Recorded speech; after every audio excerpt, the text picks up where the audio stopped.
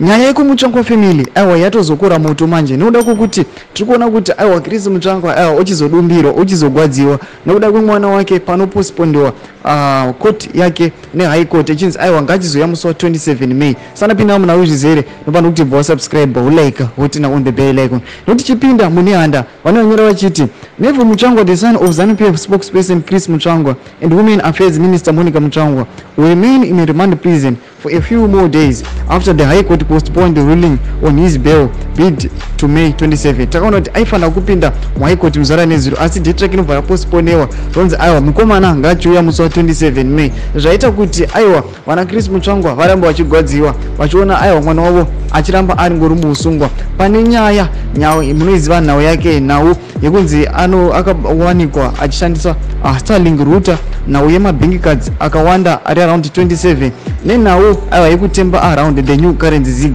Saka muri Zimbabwe ndo nyaya iri kutsvira aiwa Neville Mutsvangwa asi anoti vana Chris Mutsvangwa anoti aiwa izvi nezvematongero enyika asisi zvega. Saka chimbotiziva mafungiro enyu noti kudii panhau yekupospondewa kwe high court yake. Pinai mungomeni section medu mutidze mafungiro enyu. Aiwa musanga no subscribe kulike chete notina on the bell icon.